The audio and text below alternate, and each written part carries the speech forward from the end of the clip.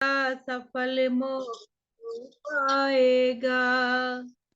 सच्चे मन से ओम नाम गर गाएगा, जीवन होगा सफल मोक्ष तू पाएगा। सर्वोत्तम मानव चोला है शुभ कर्मों से पाया, ये मुश्किल से है मिलता, वेदों में साफ दर्शाया, प्रभु को गाएगा, जीवन होगा सफल मोक्ष तू पाएगा। सच्चे मन से ओम नाम गर गाएगा, जीवन होगा सफल मोक्ष तू पाएगा। ऊंचा पद पाकर बंदे तू क्यों ज्यादा इतराता, धन दौलत कुटुंब तबेला सब यही धरा रह जाता, अकेला जाएगा, जीवन होगा सफल मोक्ष तू पाएगा। सच्चे मन से ओम नाम गर गाएगा, जीवन होगा सफल मोक्ष तू पाएगा। कोई भी सदा रहा ना ये दुनिया नी जानी, रावण बाली दुर्योधन न रहे बलि अभिमानी, ओ धर्म कमाएगा, जीवन होगा सफल मोक्ष तू पाएगा। तू चाहे अगर भलाई तो बन जा पर उपकारी, गुणगान करेगी दुनिया फिर दुनिया एक दिन सारी, भला कहलाएगा, जीवन होगा सफल मोक्ष तू पाएगा। सच्चे मन से ओम नाम गर गाएगा, जीवन होगा सफल मोक्ष तू पाएगा। धन्यवाद, नमस्कार। ये हमारे दादी और पोते की जो जुगलबंदी है पुरानी जुगलबंदी है ये।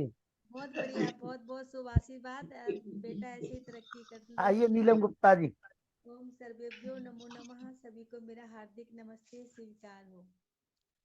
ओम नाम सबसे बड़ा, इससे बड़ा न कोई, जो इसको सुमिरन करे तो शुद्ध आत्मा हो। जब कोई न हो अपना, ओम नाम जपा करना, ओम नाम जपा करना, ओम नाम जपा करना। जब कोई ना हो अपना, ओम नाम आवाज कम आ रही नीलम गुप्ता जी आपकी? है? आवाज कम आ रही आपकी, साउंड कम आ रहा। अच्छा ठीक है, आवाज कम आ रही अब ठीक है, जी। अब ठीक है। हाँ ठीक है।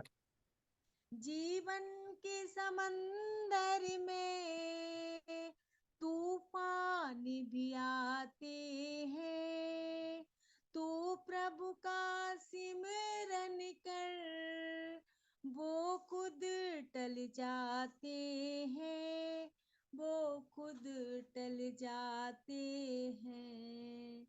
तुम याद किया करना, जब कोई न हो अपना, ओम नाम जपा करना। हे प्राणी समझ लेना, ये घर नहीं अपना है, इसे छोड़ के जाना है, इसे छोड़ के जाना है जब कोई न हो अपना। ओम नाम जपा करना भक्तों का कोई दुखड़ा प्रभु जी को मंजूर नहीं। भक्तों का कोई दुखड़ा प्रभु जी को मंजूर नहीं। तू छोड़ दे सब उस पर, तू छोड़ दे सब उस पर, वही देखने वाला है जब कोई न हो अपना। ओम नाम जपा करना, ओम नाम जपा करना, सुबह शाम जपा करना, ओम नाम जपा करना, ओम नाम जपा करना। धन्यवाद जी। धन्यवाद। मनोज भाई टाटा भैया जी, एक गीत सुना दें आज आप। आइए मनोज तिवारी जी, जी जी। आइए गीत हो जाए आज आपका। अरे नमस्ते जी। आइए।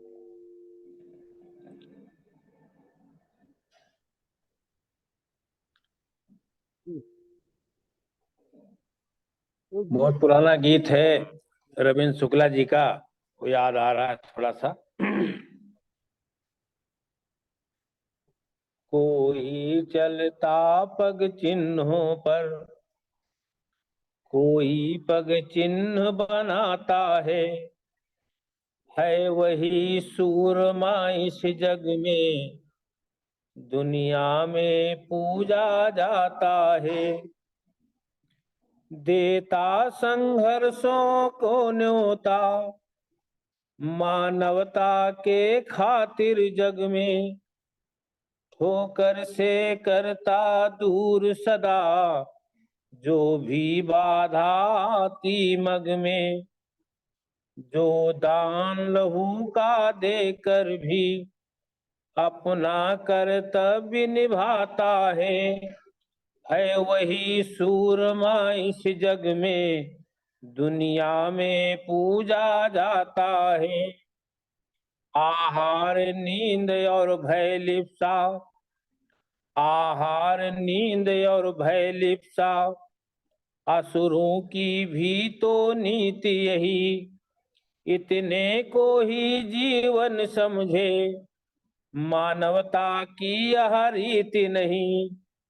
जो काट असतुर के बंधन, जो काट सतुर के बंधन, अपने को दिव्य बनाता है वही सूरमा इस जग में, दुनिया में पूजा जाता है। तो उठो देव आदर्श बनो, तो उठो देव आदर्श बनो, लखनलाल जी जैसे। हाँ, तो उठो देव आदर्श बनो, असुरों के भय की मूर्ति बनो। युग युग युग तुमको करे नमन, तुम मानवता प्रतिमूर्ति बनो। हे भारत माँ के अमर पुत्र, हे भारत माँ के अमर पुत्र, भावी भवितव्य बुलाता है वही सूरमा इस जग में, दुनिया में पूजा जाता है। धन्यवाद। बहुत बहुत आभार। सम्मानीय मनोज तिवारी टाटा भैया जी हमारे प्रधानाचार्य हैं इंटर कॉलेज में, और हमारे RSS के बहुत अच्छे प्रचारक हैं। हमारे देखिए हमारी माता जी आशीर्वाद दे रही चंद्रकांता जी, बार बार इशारा कर रही है, जो बहुत अच्छा भजन सुन रहे भैया जी। और ये माता चंद्रकांता जी, हाँ जी। ये हमारे जो है बहुत अच्छे सहयोगी है मनोज तिवारी टाटा भैया जी, प्रधानाचार्य है इस इंटर कॉलेज में। और हाँ, मनोज तिवारी जी ने बहुत सुंदर गीत बोला, ओजस्वी। गीत था, बड़ा मन प्रसन्न हुआ। आप हमारे कार्यक्रम में जुड़ा करें और अपने दोस्तों को भी लाएं, बहुत अच्छा लगेगा। जब वो हाँ जी, जी रहते हैं, जब वो कुछ बोलना है और जब वो जी, धन्यवाद। नमस्ते दीदी। आइए माता जी। मुनि जी आइए। जब उनको समय मिलता है तो वो जरूर जुड़ते हैं, जब वो फ्री रहते हैं तो मुनि जी आइए। ओम ओम। ओम। न तत्र सूर्यो भाति न चंद्रतारकं नैमा विद्युतो भान्ति कुतो वयमग्नि तमेव भान्तम् अनुभाति सर्वं तस्य भासा सर्वमिदं विभाति। ओम परमपिता परमात्मा को सादर नमस्ते।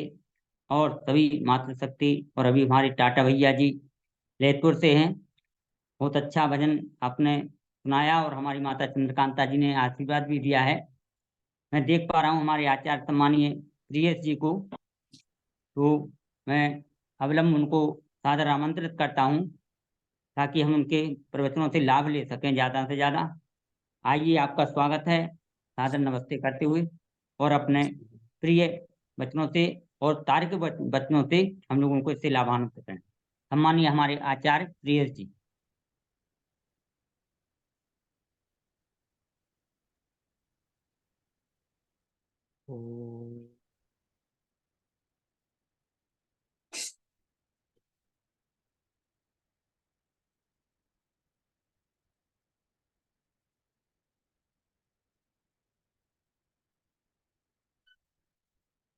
समादरणीय महानुभाव, पुजारी योग्य मातृशक्ति, इस समय हम आध्यात्मिक जीवन विषय में चर्चा कर रहे हैं।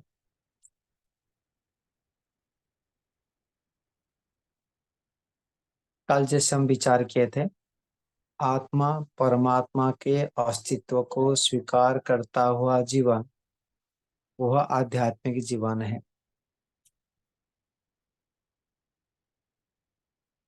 अर्थात मैं अपने स्वरूप को और परमपिता परमात्मा के स्वरूप को यथार्थ रूप में जानते हुए तदनुकूल व्यवहार करना, ऐसे जो जीवन जीते हैं उसको आध्यात्मिक जीवन कहते हैं।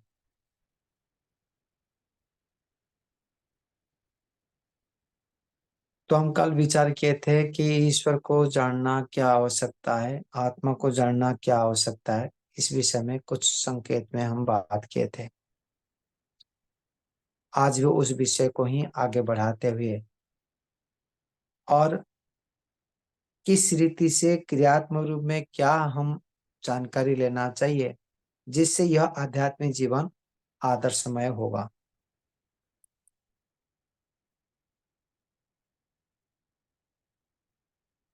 जब तक व्यक्ति के अंदर में आध्यात्मिकता न रहे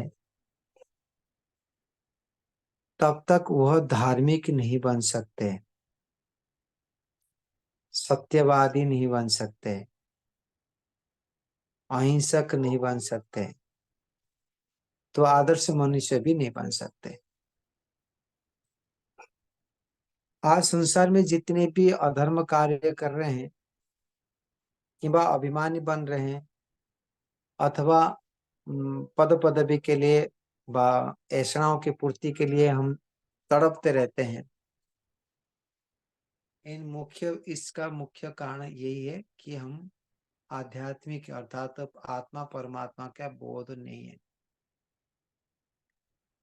आध्यात्मिक जब वो जीवन जीता है तब वो त्याग के परिचय देता है, अपने आप को त्याग का नमूना बनाता है।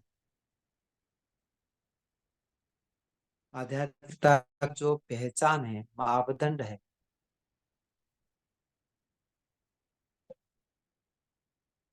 वह केवल एकमात्र है। व्यवहार में देखते हैं ये व्यक्ति धार्मिक व्यक्ति है कि आध्यात्मिक व्यक्ति कहते हैं, किसके आधार पर कहते हैं आप कुछ काल के लिए सोच लिया जाए कि आप गृहस्थी महानुभाव और मेरे के बीच में क्या भेद है। आप क्या मानते होंगे कि भाई ये आध्यात्मिकता है और ये आध्यात्मिकता नहीं है। तो उस तथ्य को देखें तब वो एक ही चीज के कारण से साधु संतों को हम अच्छे मानते हैं, वो है त्याग। जिसके जीवन में तन मन धन से त्याग जिसका अधिक है, विशेष करके मन में जिसके त्याग करने की भावना अधिक है, तब ही वो व्यक्ति को आध्यात्मिकता का पहचान होता है। साथ साथ ईश्वर के नियमों को पालन करना अनिवार्य है। कोई चोरी करके ला के दूसरे को त्याग करता है, वो आध्यात्मिकता का नहीं कहा जाएगा। तो त्याग एक मापदंड है आध्यात्मिक जीवन के। तो मैं कह रहा था कि हमारे जीवन को आध्यात्मिक मार्ग में प्रवेश न करने से, अर्थात आत्मा को आत्मा, परमात्मा को परमात्मा रूप में न मानते हुए व्यवहार करने से हानि क्या होती है और मानने से लाभ क्या होती है, ये बात को हम विचार कर रहे हैं। ईश्वर की सत्ता को, ईश्वर के अस्वीकार करते हुए उसको छोटा मानते हैं कि वह यहाँ नहीं रहते हैं, कि वह दूसरे तीसरे आकाश में रहते हैं, हमारे कर्म फल के दाता नहीं है, ऐसे हम स्वीकार करते हैं,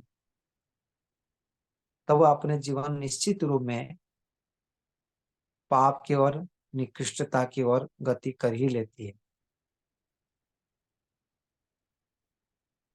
और जब ईश्वर को साक्षी मानते हुए व्यवहार करते हैं, तो कल जैसे हम विचार किए थे कि ईश्वर के परमपिता मानते हुए सारे संसार के मनुष्य केवल मात्र नहीं, पशु पक्षियों आदि को भी अपना मानते हुए व्यवहार करता है, उनका हित ही चाहता है।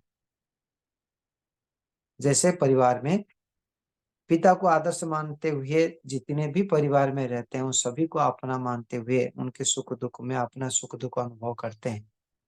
उसी प्रकार से ईश्वर के आज्ञा के व ईश्वर को माता पिता व श्रेष्ठ मानते हुए उनके संतान को भी वो यथा योग्य व्यवहार कर लेता है।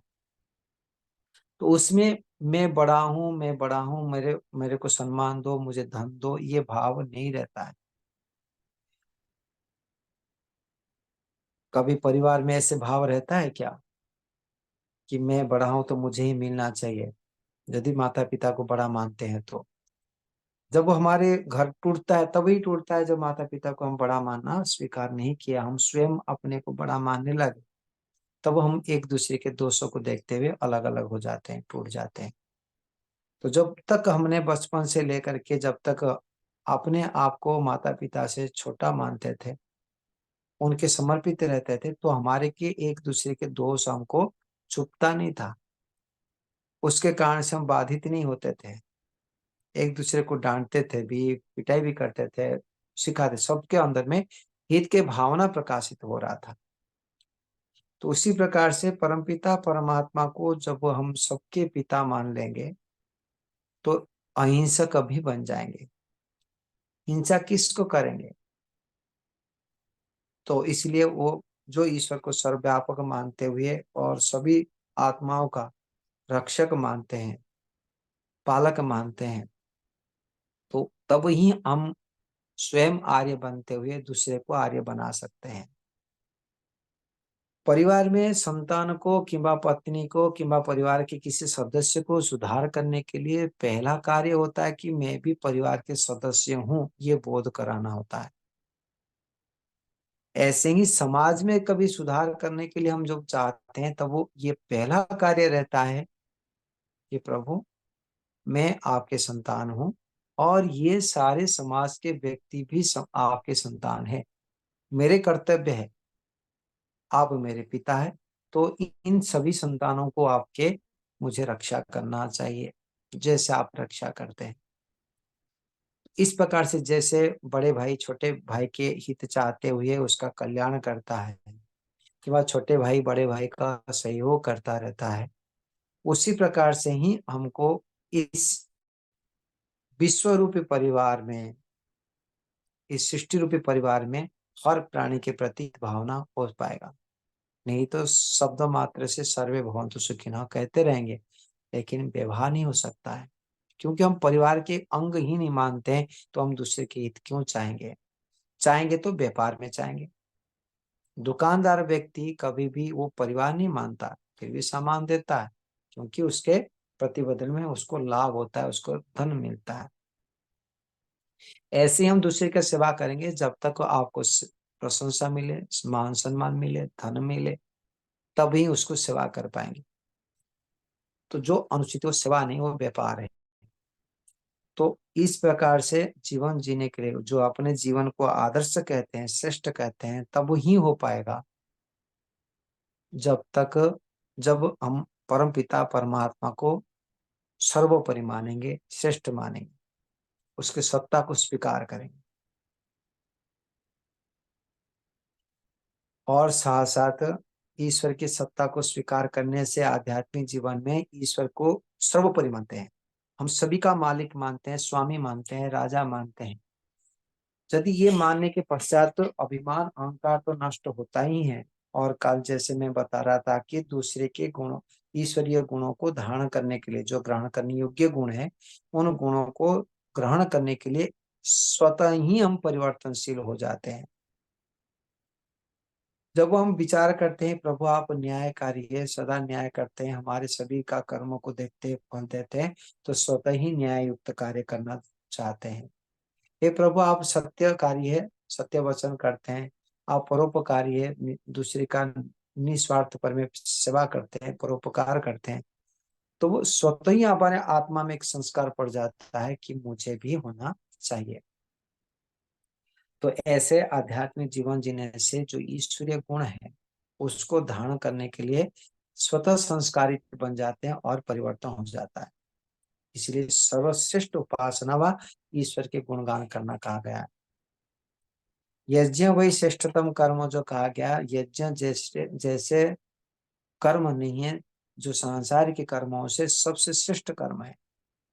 परंतु सांख्यकार ने उसको भी हटा के कहे कि यज्ञ आदि कर्म भी त्याज्य है, वो ध्यान आंतरिक कर्म जो है वो सर्वश्रेष्ठ है। अर्थात मन में अंदर से ईश्वर की उपासना व ईश्वर के अस्तित्व को स्वीकार करना और ईश्वर को सर्वोपरि मानते हुए व्यवहार करना, यही विवेक है, यही विद्या है। अन्यथा विद्या ही है। अपने आप को बड़ा मानना ये तो मूर्खता है। माता पिता गुरुजनों को बड़ा मानना तो संसार के व्यक्तियों के तुलना से तो बड़ा मान सकते हैं, परंतु ईश्वर के तुलना से तो वो भी बड़े नहीं है। सर्वोपरि मान नहीं सकते। जो सर्वोपरि मानते हैं वो भी फंसते हैं, वो भी बर्बाद होते हैं, वो भी बंधन में रहते हैं। तो माता पिता व गुरु आचार्य हमारे लिए श्रेष्ठ है, पूजनीय है, परंतु सर्वोपरि नहीं है। सर्वोपरि तो परमपिता परमात्मा ही है, उपास्य तो परमपिता परमात्मा ही है। ये जब हम जीते हैं, इस प्रकार शैली से जीते हैं, सर्वोपरि मानते हुए व्यवहार करते हैं, तब हम आध्यात्मिक जीवन जीते हैं और विद्यामय जीवन जीते हैं। उसका अतिरिक्त जीवन अविद्यामय अर्थात मूर्खता जीवन है, कठोर शब्द में। है सत्य यही है। प्रातः काल से लेकर के सायंकाल तक, बाद जन्म से लेकर के अभी तक हम अविद्या से ही जी रहे हैं। हमारे एक आचार्य जी ने बताते हैं कि जिसके पास में जितने अधिक मात्रा में अविद्या है वो दुनिया में उतने बड़े बड़े कार्य करता है। अर्थात सांसारिक कार्य को करने के लिए भी, बड़े बड़े कार्य करने के लिए अविद्या तो आवश्यकता है, परंतु उस अविद्या पूर्वक कार्य होने कारण से कार्य तो करता है, पुण्य भी भोग सकता है, परंतु हो जाता है, बंधन में रहता है।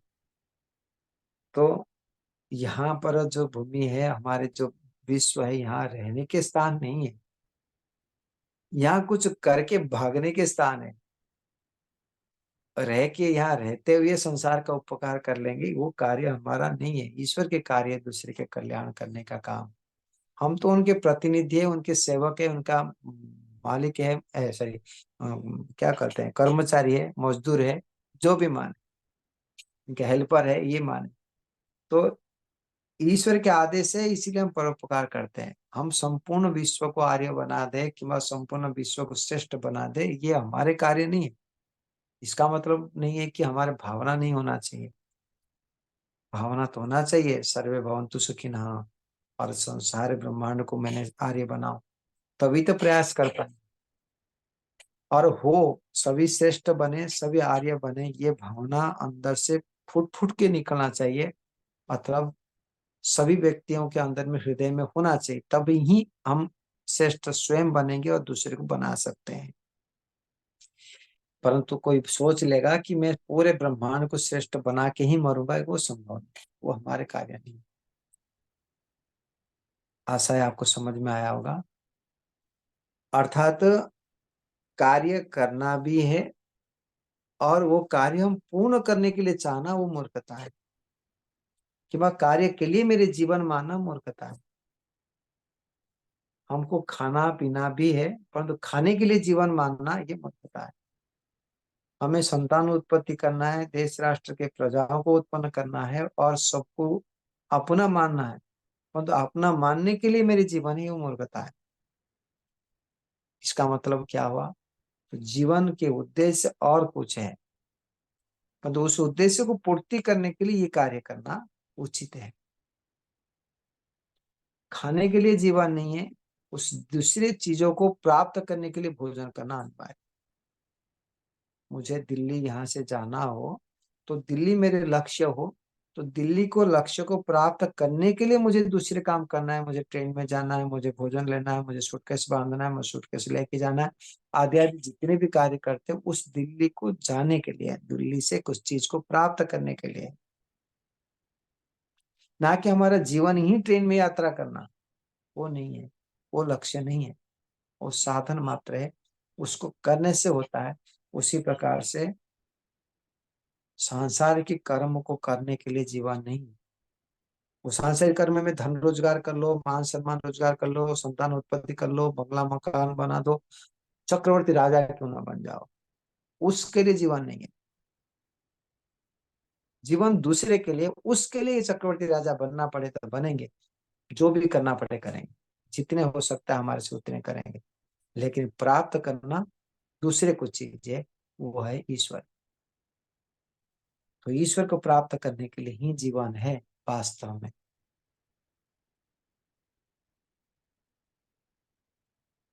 तो ईश्वर एक सत्ता है, चेतन सत्ता है, हमारे पास में यहीं पर विद्यमान है। ऐसे कोई स्थान नहीं जहां पर परमपिता परमात्मा नहीं है। ऐसे कोई सोच भी हमारे पास में नहीं हो सकता जहां पर वो सोच में ईश्वर, मतलब उस विचार में ईश्वर नहीं होंगे। स्थान ही नहीं है, सर्वव्यापक है। ईश्वर से हट करके कोई एक स्थान को हम सोच ले, विचार कर ले, ऐसा संभव भी नहीं है। ऐसे सर्वत्र परिपूर्ण है, सीमा से रहित है, परंतु हमारे पास में इतने दूर में होते हुए भी हमारे पास में सर्वत्र परिपूर्ण है, ठसा ठस भरा हुआ है, और हम उनके अंदर में हैं, उनके अंदर डूबे हुए हैं, अणु मात्र हैं हम। 5 फुट के, 5.5 फुट के, 6 फुट के नहीं है। ना हम पुरुष है, ना हम स्त्री है, ना हम काला है, ना हम गोरे हैं, ना हमारे को 30 साल है, हम शिशु है, बालक है, बूढ़े हैं, ऐसा नहीं। हम आत्मा है। ये तो वस्त्र के समान शरीर परिवर्तन होता रहता है, होता रहेगा। यात्रा हमारे चल पड़ा है और जाता रहेगा। विद्यार्थी स्कूल में जाता है, पहले यूपी स्कूल में पढ़ता है, कुछ अलग यूनिफॉर्म रहता है, फिर वो एमई स्कूल में आता है, फिर अलग यूनिफॉर्म हो जाता है, फिर हाई स्कूल में आता है, अलग यूनिफॉर्म हो जाता है, फिर कॉलेज में जाता है, अलग यूनिफॉर्म हो जाता है। ड्रेस परिवर्तन करता रहता है तो लड़का एक। तो उसी प्रकार से हम आत्मा इस शरीर को परिवर्तन करते रहते हैं, हमारी योग्यता को बढ़ाते हुए पहली से दूसरे, दूसरे से तीसरे, तीसरे से चौथे, बढ़ते बढ़ते जा रहे हैं। हम धर्म कार्य करते पढ़ते पढ़ते हम धीरे धीरे आगे बढ़ पा रहे हैं। उसी प्रकार से ये आत्मा अभी वर्तमान, कल जो था आज आत्मा, आज जो है आत्मा है वो एक ही आत्मा है। कल के जो शरीर था वो आज शरीर परिवर्तन हो चुका है। ऐसे आगे भी परिवर्तन होता रहेगा। अर्थात ड्रेस जैसे परिवर्तन होता होता, और ये ड्रेस को चेंज कर करके कुछ दिन के बाद ये ड्रेस पूर्ण रूप में जलाना पड़ेगा, दूसरे ड्रेस को पहनना पड़ेगा। वही ईश्वर की व्यवस्था है, वही हमारे माता पिता है। इस वस्त्र को देने वाला वही है, निर्माण करता है उस वस्त्र को, वस्त्र को पालन भी करता है। हमको कुछ जिम्मेदारी दिया है, भाई इसमें अन्न डालो, इसमें पानी डालो, इसमें वायु डालो, ये कार्य करते रहते हैं हम।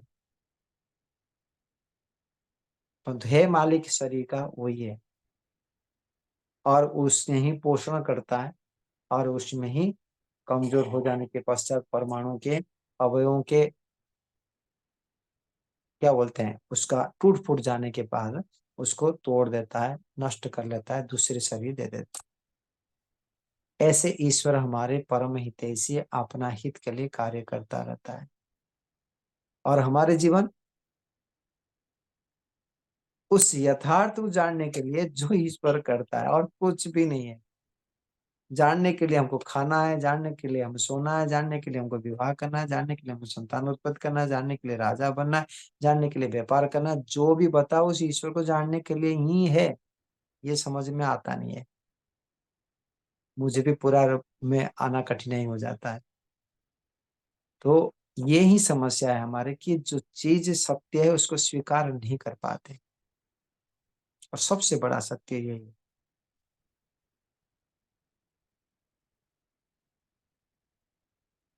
ट्रेन की यात्रा कर रहे हैं, हमको दिल्ली जाना है, अशोक विहार में अमुक आर्य के घर में हमको इतने रुपया मिलेगी, तो उसको प्राप्त करने के लिए हमको दिल्ली जाना है। तो दिल्ली जाने के लक्ष्य के लिए जितने भी हमको क्रिया करना होता है, उन सारे कर्म करना ही होगा, नहीं करेंगे तो दिल्ली पहुंच नहीं पाएंगे। यदि हमारे पास योग्यता नहीं है, अर्थात धन नहीं है, दिल्ली जाने के लिए पैसा नहीं है, तो हम पैदल क्यों ना जाना पड़े, तो जाएंगे, जितने जाएंगे उतने आगे बढ़ पाएंगे। हम धीरे धीरे पैदल जाएंगे तब ही कुछ रास्ता मिलेगा। स्वल्प मात्रा में धन है तो हम पैदल जाते जाते हमको आगे जाके यात्रा के लिए किराया पूर्ण हो जाएगा, चला जाएंगे। मान के चले मैं अहमदाबाद में हूँ, अहमदाबाद से दिल्ली जाने के लिए मुझे 1000 रुपया चाहिए, मेरे पास 1000 रुपया नहीं है, 600 रुपया मात्र है, तो क्या करना होगा, तो यहीं पर मेहनत करके 1000 रुपया तक रोजगार बनाओ, करो, तब जाके ट्रेन में जाओ। नहीं तो क्या करेंगे, पैदल जाओ कि किसी बस में जाओ, कुछ करके आधा दूर चला जाओ, वहां से फिर ट्रेन में जाओ। तो मैनेजमेंट करना जैसे जीवन में सही होता है, तब जाके लक्ष्य प्राप्त होता है। उसी प्रकार से परमपिता परमात्मा को सर्वश्रेष्ठ मानते हुए उनको प्राप्त करने के लिए जो प्रयास करना होता है, वो जितने भी प्रयास है वो करना ही होगा। अर्थात जो कार्य हम कर रहे हैं वो क्षेत्रीत्व कार्य हो सकता है, वो वैश्यत्व कार्य हो सकता है, वो शूद्रत्व कार्य हो सकता है। यदि शूद्रत्व कार्य कर रहे हैं तो वो कल हमको उसको छोड़ करके वैश्यत्व कार्य करना ही होगा। फिर उसमें कार्य करते करते फिर उसको से आगे बढ़ते बढ़ते हमको हो सकता है कि जीवन भी लागे, तो ब्राह्मणत्व कार्य, ब्राह्मणत्व से सन्यासी कार्य, सन्यासी कार्य से जीवन मुक्त करने के लिए प्रयास करते हुए सारे क्लेशों को नष्ट करते मुक्ति को प्राप्त कर सकते हैं। तो ईश्वर को प्राप्त करने के लिए व ईश्वर को अनुभूति करने के लिए योग्यता क्या चाहिए और किस रीति से हम प्राप्त कर सकते हैं। तो पहला स्थिति हो गया कि ईश्वर को जानने के लिए स्वयं को जानना अनिवार्य है, हो गए। दूसरे की स्वयं को जानने के लिए संसार को जानना अनिवार्य है। संसार में अवयव संसार के अस्तित्व को जानने के लिए गुरु आचार्य संत आदि के सानिध्यता को प्राप्त करना अनिवार्य है। उसके लिए हमको पूरा कार्य करना पड़ता है, जिससे चेतन व्यक्ति के जब भी संबंध रहता है तो चेतन व्यक्ति का अनुसरण पालन करना पड़ता है, वहां कार्य करना ही होता है। हम सामाजिक प्राणी हैं, व्यवस्था ईश्वर की ऐसे ही है कि हमको आत्मा में विकास करना है तो एक दूसरे के सहयोग से ही हो पाएगा। इसलिए संसार में जितने भी कार्य करना पड़ता है वो यम नियम को भाषा में, दार्शनिक भाषा में, किंबा इन संसार के जो भी परोपकार आदि जितने भी धर्म कार्य उचित कर्म है जो आप अपने को कर्तव्य मानते हैं, उन कार्य को करो।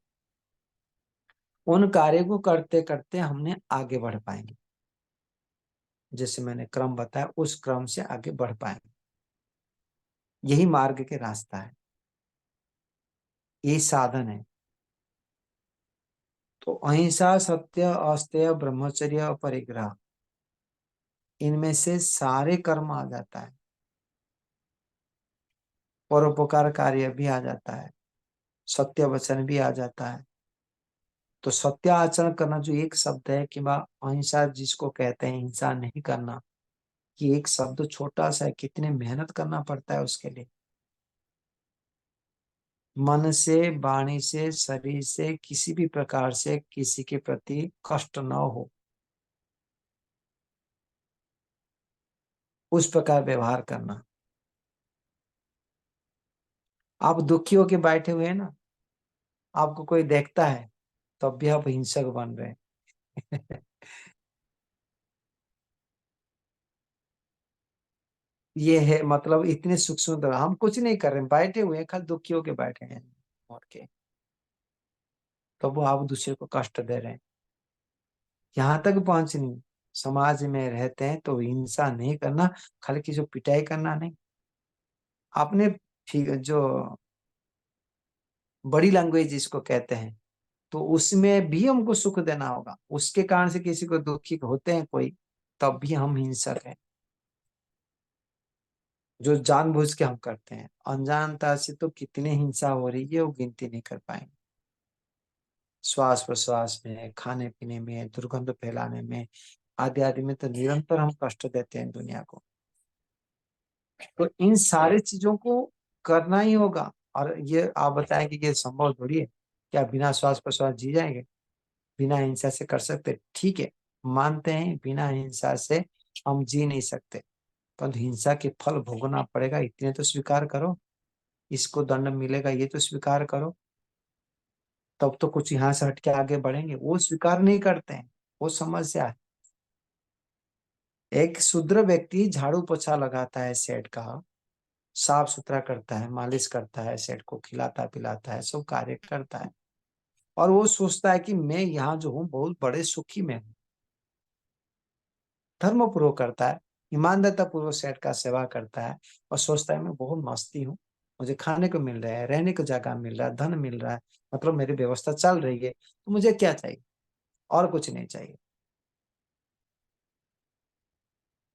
परंतु आपको कहा जाएगा कल जाके किसी सेठ का सेवा करो और वहां पर मालिश करो, उनको करो, तो आपको लगे ना ये अच्छा काम नहीं, इसको छोड़ के आगे बढ़ना है।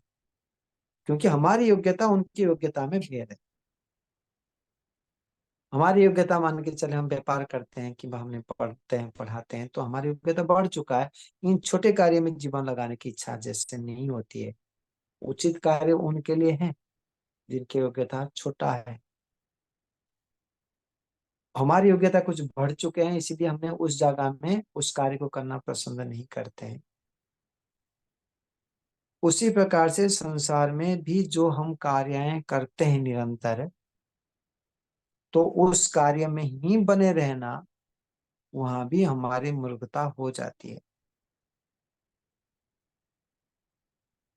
एक 5वीं कक्षा के बच्चे यदि 5वीं कक्षा में पढ़ रहा है, तब उसको धर्मी कहते हैं, पढ़ता है ईमानदारिता पूर्वक, वो उसका उचित कर्म कहते हैं, उसको इनाम देते, चल बेटा बढ़िया पढ़ रहा है। लेकिन वो आजीवन 5वीं कक्षा में पढ़ेगा, 1 साल पढ़ा, 2 साल पढ़ा, 3 साल पढ़ा, 1 साल से दूसरे साल भी 5वीं कक्षा में पढ़ेगा, 6ठी कक्षा में जाएगा ही नहीं, तो उसको धर्म नहीं माना जाता है। तो वहां पर हमको दुख दिखाई देना चाहिए 5वीं कक्षा बच्चे को कि मुझे यहाँ पर दुख है और आगे बढ़ के 6ठी कक्षा में सुख है, मुझे जाना है। तब वो मानविकता है, तब वो आदर्शता है, तब वो उसका उन्नति कहते हैं। उसी प्रकार से समाज में जो भी कार्य करते हैं उसमें दुख है वो दिखाई देना भी उचित है। करना वही है, परंतु यहाँ दुख है इसको छोड़ना चाहिए, उससे बढ़कर कि ये सुख है वहां जाना चाहिए, ये विधान बने रहना चाहिए हृदय में। नहीं तो राग में फंस जाएंगे, क्लियर है, वो ईश्वर को भूल जाएंगे निश्चित है ये, क्योंकि यहाँ सुख लेना चाहेंगे। अभी तो 5वीं कक्षा में जो पाठ पढ़ रहा है उस मस्ती लग रहा है, समझ में आ जाता है, और क्लिष्ट करना चाहता नहीं। वो कौन फंसे घुसेगा आप 6ठी कक्षा में, याद करेगा? अभी तो बढ़िया है, पढ़ते रहो, इसको बार बार पढ़ते रहो। वो जाना ही नहीं मुझे 6ठी कक्षा में, जैसे उसको अधार्मिक माना जाता है, उचित नहीं माना जाता है, ऐसे ही सुख प्राप्त करने के लिए जीवन जी रहे। प्रत्येक क्षण क्षण में हमने दुखों से छूटना, सुख को प्राप्त करने के लिए जी रहे।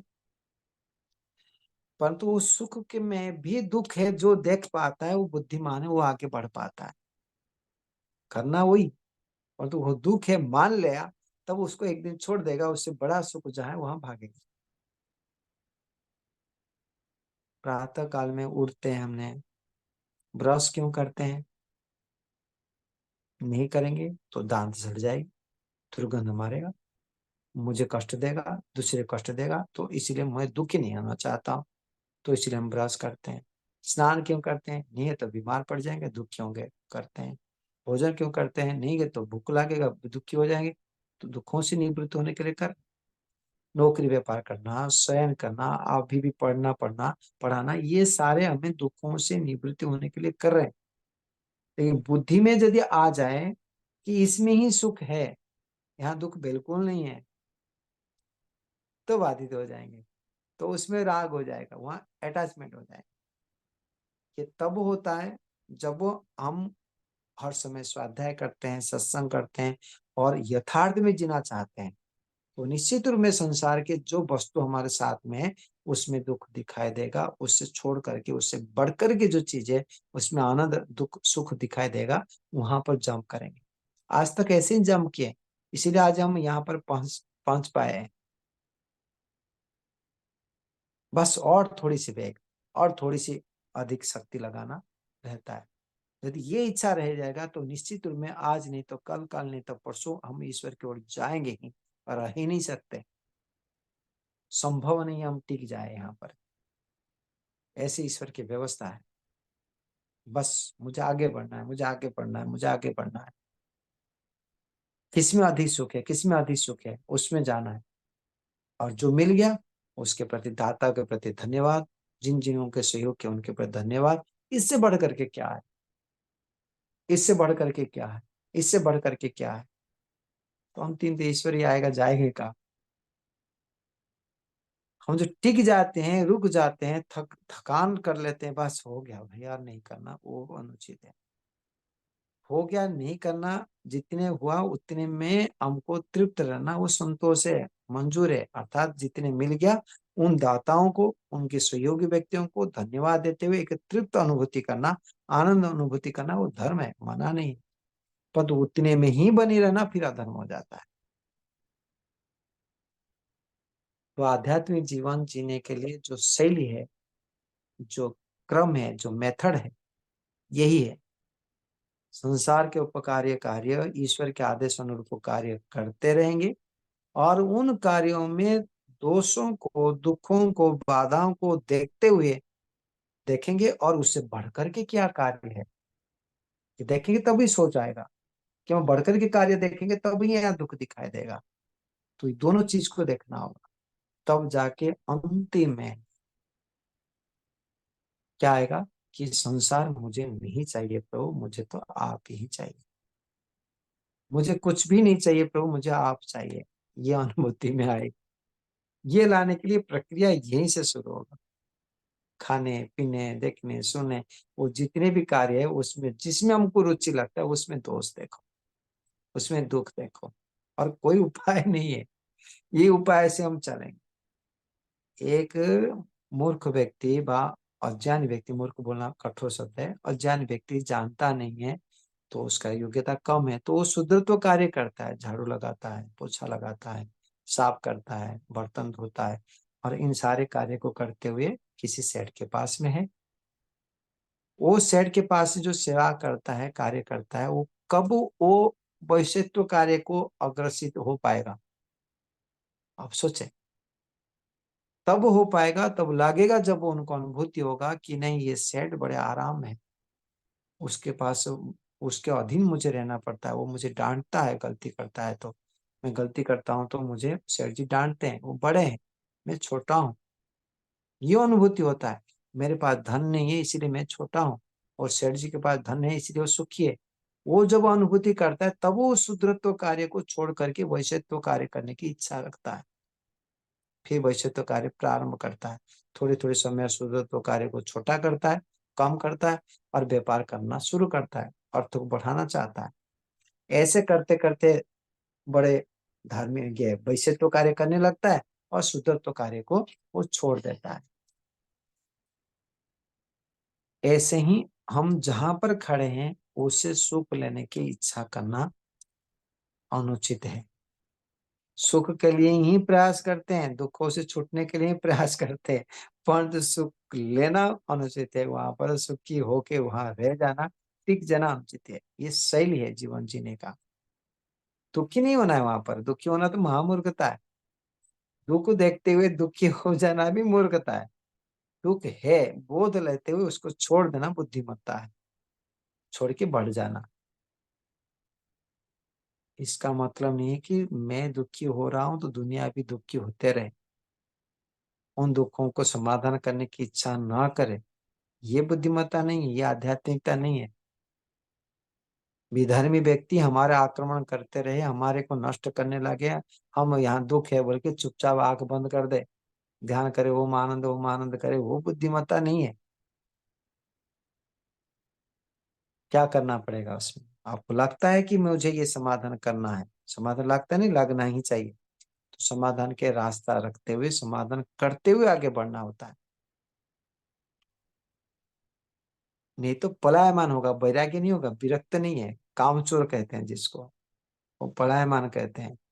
तो वैराग्य नहीं हो, यथार्थ जानकारी से वो जा नहीं रहा है वहां से। वो कष्ट है, दुख है, बाधा है बोल के छोड़ देता है, वो विधि नहीं है। दुख देखते हुए बुद्धिमत्ता पूर्वक छोड़ना, मूर्खता पूर्वक छोड़ना। अभी दूसरे मरना तो मन तो मैं भागा, ऐसा नहीं। अपने उदाहरण देता हूँ। मेरे माता पिता को मैंने सेवा नहीं की, मान के चले, मैंने छोड़ के आया, गृहस्थी कार्य को छोड़ के आया मान के चले, तब इन कार्य को छोड़ने में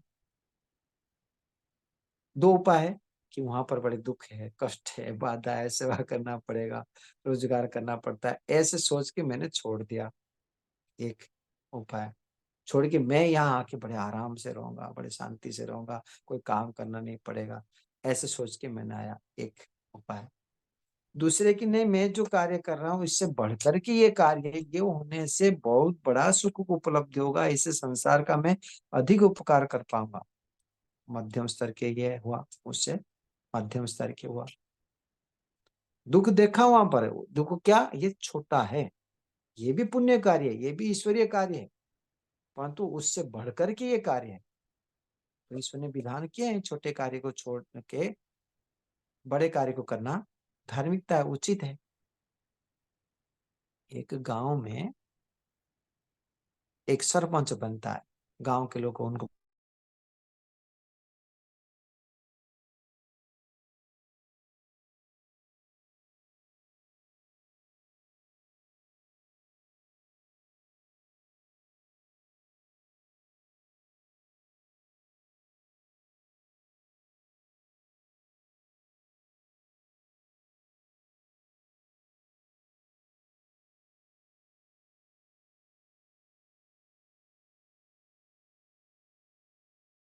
कार्य किया।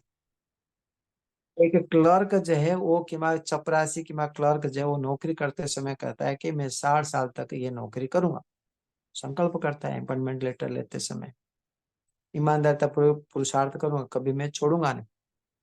फिर जब प्रमोशन हो जाता है, उसको बड़े पोस्ट मिल जाता है कि बड़े नौकरी मिल गया तो उसको छोड़ देता है, उसमें कोई दोष नहीं है। तो बड़े कार्य करने के लिए छोटे कार्य को करना संकल्प करता है, तब भी झूठ नहीं है। ऐसे ही संतान संकल्प करता है कि माता पिताजी मैं आपकी सेवा करूंगा, सेवा करूंगी, जो ये हम संकल्प करते हैं और उस भावना से व्यवहार करते हैं, परंतु जब वो उससे बढ़कर के कोई कार्य करने के लिए छोड़ते हैं, वो अधर्म कार्य नहीं है, वो धर्म कार्य है। बड़े त्याग से, बड़े तपस्या से बड़े कार्य को सिद्ध करने के प्रयास करना उचित है। उसी प्रकार से शूद्रत्व कार्य में छोड़ करके वैश्यत्व कार्य को, वैश्यत्व कार्य को छोड़ करके क्षत्रियत्व कार्य को, क्षत्रियत्व कार्य को छोड़ करके ब्राह्मणत्व कार्य को करना उचित है। योग्यता के आधार पर। पलायन करना अर्थात खाली दुख है बोल के छोड़ देना वो अनुचित है, और उसी कार्य को छोड़ के कोई बड़े कार्य नहीं करता है, उसे निकृष्ट कार्य करता है, तो महादोष है। मैं घर द्वार छोड़ के अन्य के कल्याण न चाहते हुए यहाँ पर आराम से भोग विलास करूंगा तो भयंकर दोष लगेगा। माता पिता का भी सेवा नहीं किया, समाज राष्ट्र का भी सेवा नहीं किया। तो उसी प्रकार से जीवन में, अपने जीवन में भी जितने भी जैसे भी कार्य हम कर रहे हैं अपने क्षेत्र में, निश्चित रूप में परोपकार कार्य सभी करते हैं। परिवार के एक सदस्य भी रहता है, रोजगार करता है, तो उन परोपकार के लिए तो करता है, संतान का उपकार चाहता है, पर तो है वो भी, पत्नी का उपकार चाहते हैं, पर तो है वो भी है। अतः अपने से अतिरिक्त जनों को कल्याण करने के लिए प्रयास करता है, सभी व्यक्ति करते हैं, परंतु अपने हृदय को उदार बनाना है, विशाल बनाना है। केवल मेरे पत्नी नहीं, मेरे बच्चे नहीं, मेरे माँ बाप भी मेरा है, फिर मेरे माँ बाप, मेरे पति बच्चे हुआ, मेरे काका भी मेरा है, मेरे मामा भी मेरा है, फिर उनके कल्याण के लिए चाह, फिर हमारे गांववासी, फिर हमारे देशवासी, फिर हमारे राष्ट्र की। तो ऐसे हमारे उदारता बढ़ना चाहिए, और वह संभव तब हो पाता है ईश्वर को साथ में लेके चले तो, नहीं तो अभिमान अहंकार बढ़ जाता है और कभी भी नहीं हो सकता, कभी भी नहीं हो सकता। तो इसलिए आध्यात्मिक जीवन जरूरी है। कोई बड़े मेहनत नहीं, केवल एक सत्ता कि प्रभु आप ही बड़े हैं, आप ही सर्वोपरि है, आप ही मेरे लिए सर्वोपरि है, बाकी आपके आदेश है, उचित कार्य में कर रहा हूं। इतने करते हुए जो उनके नियम है वो चलते रहनी है, बढ़ती जानी है, तो धीरे धीरे प्रगति निश्चित है। तो ईश्वर को जानने के लिए लक्ष्य हुआ ईश्वर को प्राप्त करना, ईश्वर को जानना, ईश्वर को सर्वोपरि मानना। उसके लिए हमको आत्मा को मानना होता है। जो बंदा, जो व्यक्ति अपने आप को अधिक से अधिक जान पाता है, फिर बताता हूं, जो स्वयं को हम अधिक जान पाते हैं उन व्यक्ति, अधिक जानना कोई बड़ा कठिनाई नहीं है, मैं बार बार बताता हूँ। शुभ लोग प्राय कहते कठिनाई, शाब्दिक रूप में समझने के लिए कठिनाई नहीं है, परंतु व्यवहार रूप देने के लिए, प्रयास करने के लिए थोड़ी सी संकल्प जरूरी है। उस व्रत संकल्प से हमारे संस्कार बढ़ते हुए हम उस दिशा में गति कर देंगे। करते हैं, मैं नहीं कर पाया, कोई नहीं, हमारे गुरुजनों ने किए, उनके गुरुजनों ने किए, ऋषि मुनियों ने किए, तो हम भी करेंगे। हमारे जैसे मनुष्य कोई कर ले तो हम क्यों नहीं कर सकते। तो है नियम इतने कि मैं एक सत्ता हूं जो शरीर से पृथक हूं। ये शरीर संपूर्ण रूप में जड़ पदार्थ है जो मेरे से पृथक तत्व है। मैं अमर हूं, अर्थात मेरे मृत्यु नहीं है, मेरे विनाश नहीं है। ये शरीर विनाश धर्मी वाला है, ये संसार के संबंध भी विनाश धर्मी वाला है, परंतु मैं सत्ता, मेरे कभी विनाश ना हुआ था, ना होगा, ना है, सदा वर्तमान हूं। जैसे मैं जन्म समय में था अभी भी वैसे ही हूँ। वो हूँ होने का जो अनुभूति हो रही ना, वही अपना स्वरूप है। बचपन में भी होने का एक अनुभूति था, अभी है, कल भी थे, परसों भी थे, 1 साल पहले भी थे, 5 साल पहले भी थे, 50 साल, जो भी उम्र के हिसाब से वो थे, अनुभूति हो रही ना, वो होने का जो अनुभूति है वही अपना स्वरूप है। तो हम है, ऐसे ही आगे भी रहेंगे, मरने के बाद भी रहेंगे, अर्थात शरीर चला जाए दूसरे शरीर में हम प्रवेश करके रहेंगे, मुक्ति में जाए तब भी रहेंगे, वही सत्ता है। तो वो जो सत्ता है सेपरेटली पूरा ये शरीर से पृथक। इस बुद्धि को रखते हुए व्यवहार करने से लाभ क्या है? उपनिषद का अर्थ तो सीधे सीधे बता दे, जो आत्मा को जान लिया सबको जान लिया, और जानने को शेष नहीं रहा, यहां तक कह दिया, और कृत्य कृत्य जीवन हो जाता है। और जीवन जीना भी मजा आ जाता है जब आत्मा बोध करते हैं, आत्मा के साथ में शरीर से पृथक मानते हुए व्यवहार करते हैं।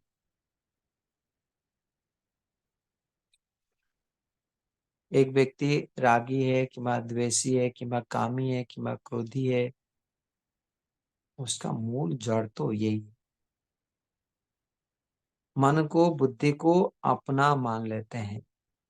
योग दर्शनकार प्रथम पाद समाधि पाद में ही बताया, वृत्ति सारूप्यम इतरत्र। तो जैसे हमारे वृत्ति अर्थात जो देख रहे हैं, सुन रहे हैं, जान रहे हैं, उसी का स्वरूप आप अपने को मान लेते हैं कि मैं 3 फीट वाला, मैं 5.5 फीट वाले हूँ, मैं गोरा हूँ, मैं विद्वान हूँ, मैं अमक हूँ, अमक हूँ, अमक हूँ। जो मूर्खता है, जो बुद्धिमत्ता नहीं है। मैं सुंदर हूँ, मैं काला हूँ कि मैं गोरा हूँ।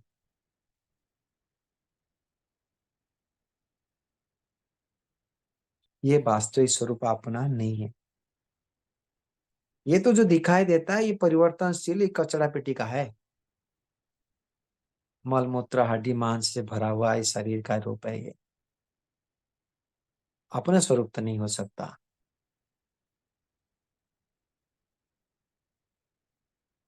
शुद्ध स्वरूप है। कोई परमाणु घुस ही नहीं सकते उसके अंदर में, कुछ निकल ही नहीं सकते, जैसे था वैसे ही है। कोई ना काट सकता है, ना जला सकता है, रंग परिवर्तन कर सकता है, कुछ नहीं। रूप तो है ही नहीं, परिवर्तन क्या करेगा? अवयव है ही नहीं, निकालेगा कौन? निरअवयव है। ऐसे सत्ता मेरा स्वरूप है। जानने वाला हूं, अनुभूति करता हूं, यही अपना स्वरूप है। अपरिणामिनी अप्रतिसंक्रमा शुद्धाश्च अनंताश्च, अनादिकाल से हूं, अनंत काल तक रहूंगा। ये मृत्यु वाला मेरे धर्म नहीं है। ऐसे बुद्धि में लाते हुए जब किसी का हानि हो जाती है, अर्थात कि चोरी कर लिया, कोई हानि हो गया, तो क्या सोचेगा? ठीक है, इनकी मूर्खता के कारण से ये साधन मेरे पास था, आज था, कल नहीं रहेगा। ये तो था ही नहीं रहने वाला, कभी ना कभी पृथक होने वाला था, वो पृथक हो गए। कोई मर गए तो यह संबंध था, कुछ काल के लिए बना हुआ था, हट गए। तो जो भावी संभावना को पहले से बुद्धि में ला चुका है, तो घट जाने से क्या दुख है? सुबह सोच होने वाला ही है, तो सोच हो जाने से, त्याग हो जाने से कोई दुख होता है क्या? ऐसे ही संसार के वस्तु इस प्रकार से हमारे से हटने वाले ही हैं। लेकिन ये बोलने में के लिए तो सरल है, लेकिन इतने कुसंस्कार भार पड़ा हुआ है हमारे कि हमने उस प्रकार से व्यवहार होते हैं, रोने रोने जाते हैं, रो लेते हैं, दुख होता है हमको। पर है स्थिति वैसे ही है। कोई भी सत्ता ऐसा नहीं है जो मेरे जन्म से अभी तक बना रहेगा मेरे साथ। एक शरीर है, खाली रहता है, और वो भी छूटता है मरते समय। और बाकी सत्ता जन्म से लेकर के मृत्यु पर्यंत हमारे साथ रह ही नहीं सकता। पुत्र हमारे बाद में आया, पत्नी हमारे बाद में आया। जो कुछ हो यहाँ था पहले, वो अभी ना है, ना अभी जो है वो कल रहेगा। वो परिवर्तनशील है ही नहीं। और मेरा स्वरूप ऐसा नहीं है, इससे पृथक है। ऐसे बुद्धि में लाना आध्यात्मिक जीवन है। इससे लाने से क्या हानि होता है, मैं बताना चाहता था कि मन के विकार, काम हो, क्रोध हो, लोभ हो, ईर्षा हो, तो इन सारे विकार समूल नष्ट हो जाता है। उससे जो आनंद आप समझ में आता होगा। फिर जो सांसारिक कामना है धीरे धीरे न्यून हो जाती है। जितनी आवश्यकता है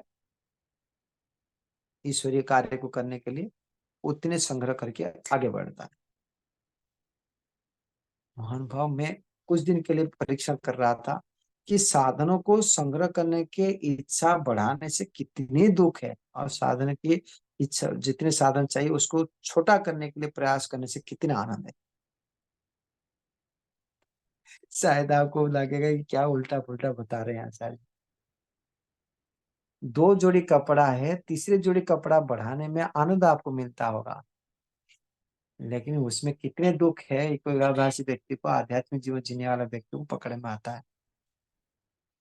और 3 जोड़ी से 5 जोड़ी से कि 10 जोड़ी से जब 8 जोड़ी बना देते हैं अपने के लिए, उसमें कितना आनंद है आप विचार कर सकते हैं।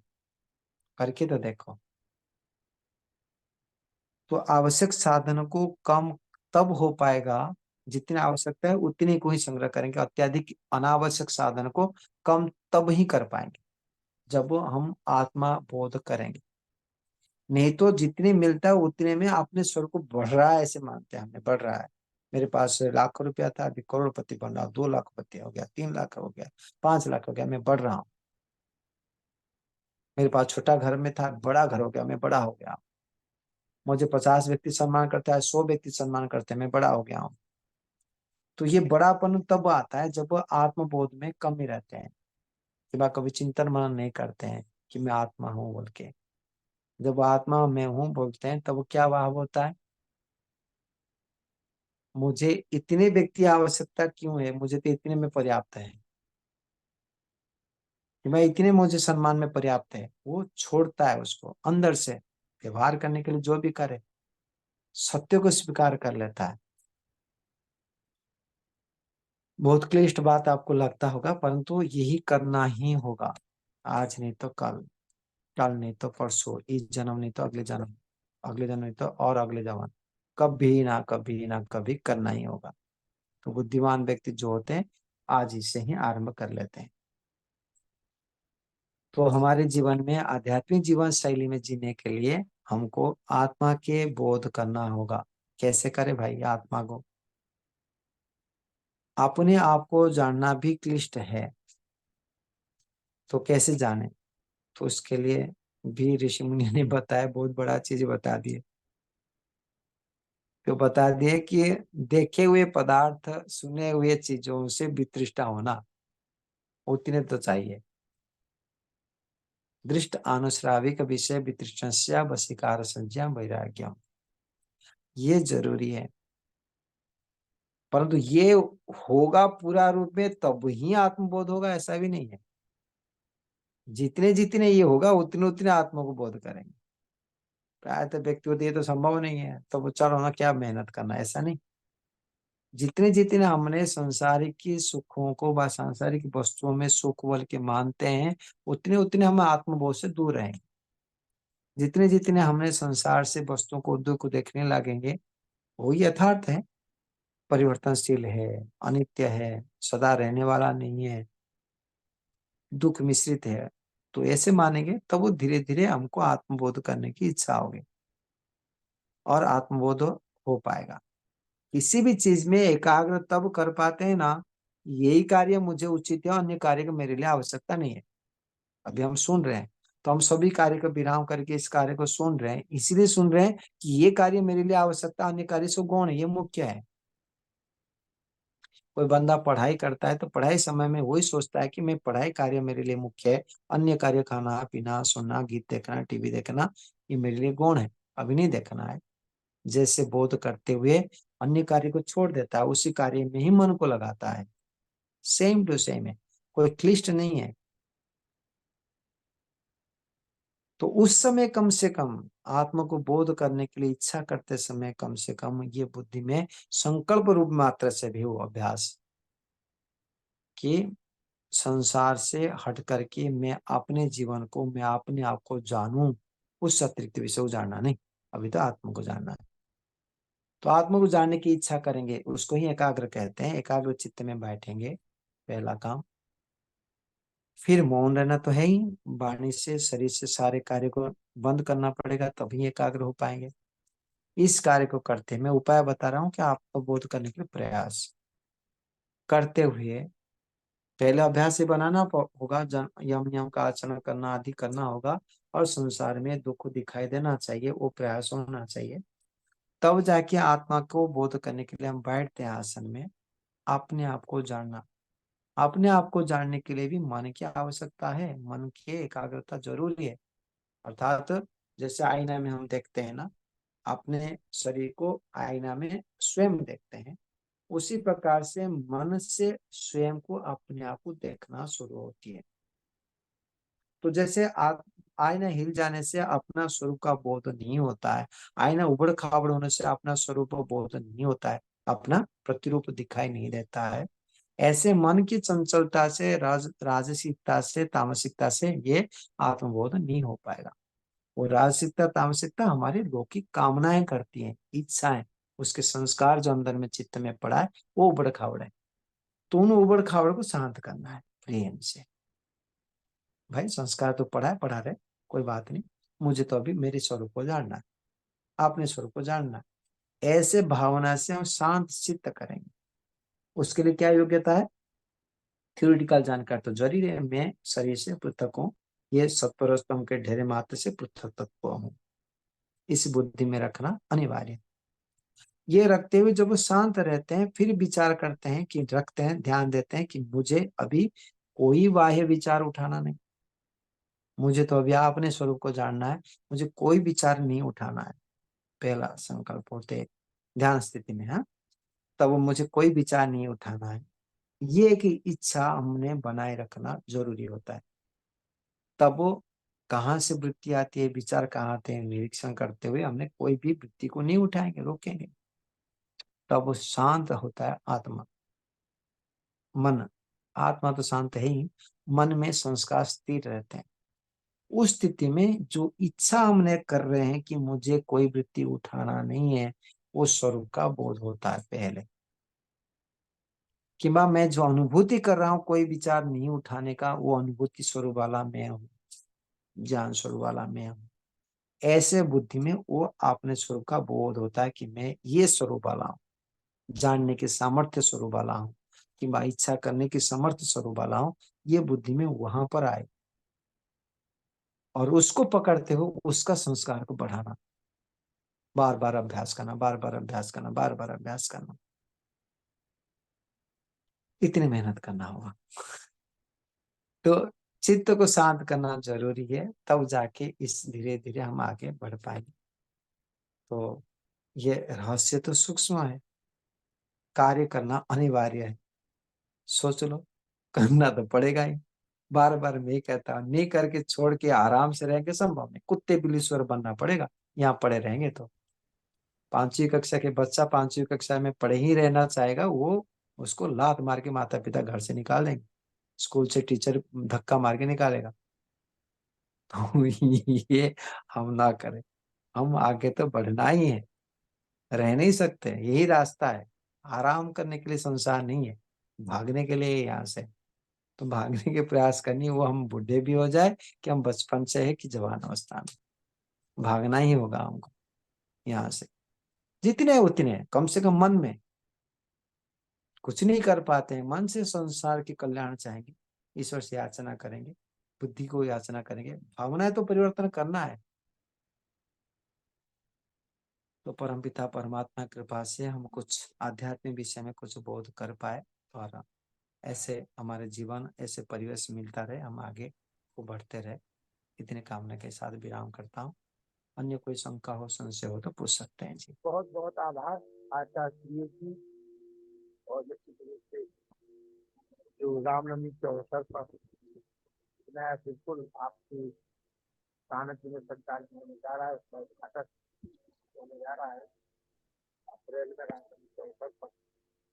आपको बधाई सभी के लिए, आचार्य सभी प्रकार से आध्यात्मिक जीवन और आत्मा। सम्मानित देश प्रकाश जी जो हमारे गुरुकुल नेता के स्नातक हैं और बरेली में प्रोफेसर है, दो शब्द कहें। देश प्रकाश जी, आचार्य बलदेव जी, देश प्रकाश जी,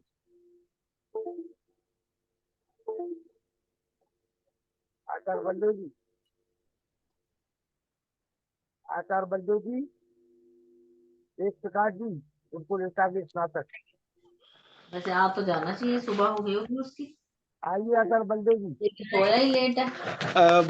आर्य पुत्र लखनलाल आर्य जी को प्रणाम, मुनि जी को प्रणाम, और मेरे प्रिय वक्ता ईश्वर के दर्शन जिनके मुख पे होते हैं ऐसे आचार्य जी को कोटि प्रणाम। और किन किन का नाम लूं मैं, बंसल जी, इन सबको कोटि कोटि प्रणाम।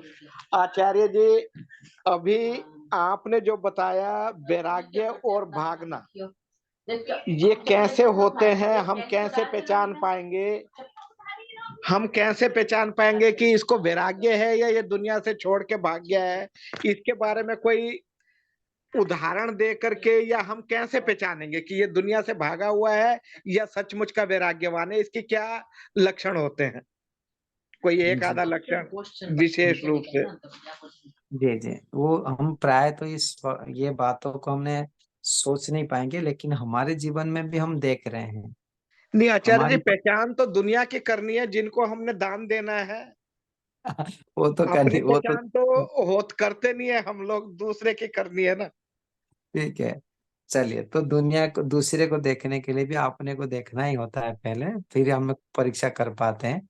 तो मुख्य चीज है कि ज्ञान पूर्वक यदि कोई त्याग करता है कि ये कार्य से ये बढ़कर के बड़ा कार्य है, मेहनत बढ़ाने के लिए कार्य करता है, वो क्या आचार्य जी, करता है। आप लोग तो कहते हैं ताक झांक नहीं करनी चाहिए, वो तो ताक झांक हो जाएगी फिर, किसी के हम जाएंगे पीछे देखेंगे तो। तो इसीलिए जो ताक झांक कर चुका है ना, उनके आदेश पर मान लो। मान के अच्छा, चलिए, मैं गुरुजी को ताम झाम करके उनको गुरुजी मान लिए, गुरुजी ने बताया कि बेटा इनको दान दे देना, तो सोचना मत, दे दो। ये ताम झाम करना जरूरी नहीं है, क्योंकि हमें उनके ऊपर विश्वास है। तो जिनके विश्वास है उसमें गाड़ी चलाना पड़ता है, सारे कुछ तो परीक्षण कर ही नहीं सकते, हमारी योग्यता भी नहीं होती है, करना भी नहीं चाहिए। तो जिनके ऊपर विश्वास है, जो उचित कहते हैं उसके ऊपर में मान के चलना पड़ता है, उनको पूछना पड़ता है, मार्गदर्शन लेना पड़ता है। इसलिए तो इस मार्ग में किसी के बिना मार्गदर्शन में, जीवित गुरु के मार्गदर्शन में फंस भी सकते हैं। हर कार्य में, किसी भी कार्य, क्या कोई डॉक्टरी करता है भी, उसके किसी ना किसी को आदर्श मानते हुए डॉक्टरी करना जरूरी है। कि वो इंजीनियर करता है तो किसी ना किसी को आदर्श मानते हुए उनके मार्गदर्शन में आगे बढ़ना चाहिए। तो हर कार्य में जैसे हैं वैसे ही, तो हमको कुछ आचार्य जी, एक कटु प्रश्न और। हाँ जी, हाँ जी। गीता में लिखा है अनिकेत स्थिरमति, हम्म। भक्तिमान में प्रियो नर। अब अनिकेत तो शायद कोई नहीं रह गया, जितने बड़े बड़े संत हैं, महात्मा हैं, सब डॉलरों में, दिनारों में पैसा मांग रहे हैं और अपने बड़े बड़े आश्रम बना रहे हैं। और उस आश्रमों में हम जैसो कि यदि कोई जाए कि एक आधी रात हम रोटी खा लेंगे, वो नहीं मिल सकता है जब तक पूरा परिचय ना हो, जैसे गृहस्थ परिचय करते हैं। तो क्या संन्यास का और ब्रह्मचर्य का रूप बदलता जा रहा है? देखिए, वास्तव या में समाज मैं जो, असहिष्णु हो गया है? हाँ, या मैं जो आतंकवादियों से हमारे बाबा लोग डरे रहते हैं जी, ये किसी देश में आ ना गया हो? नहीं, सत्य बात है। ऐसा जो सोचते हो आध्यात्मिकता से तो दूर है, ऐसे जो मानसिकता जिसका है, ये तो आध्यात्मिक से दूर है, मैं इस निश्चित रूप में कहूंगा। और दूसरी चीज जो ये, वास्तव में जिसका कार्य जो है ना, उसको जो वो कार्य करना चाहिए। ये साधु बाबा का कार्य नहीं है दूसरे को खिलाना पिलाना, दूसरे को आश्रम देना, दूसरे को रहने की व्यवस्था करना, वो साधु बाबाओं का कार्य है ही नहीं। वो तो तो है आचार्य वास्तव जी, में गृहस्थी। हाँ जी।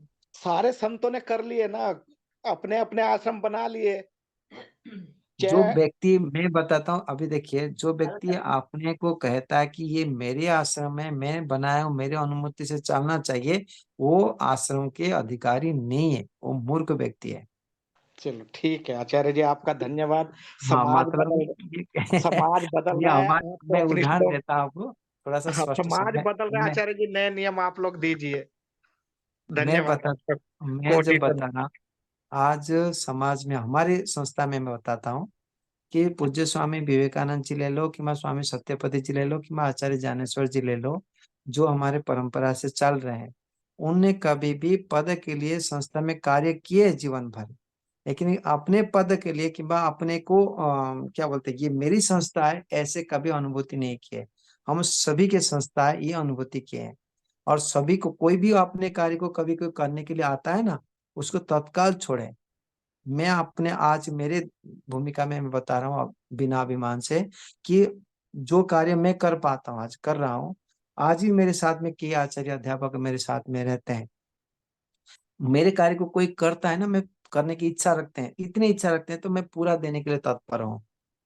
भाई ले लो, कर लो, क्योंकि मेरे लक्ष्य नहीं है, ये कार्य मेरा नहीं है।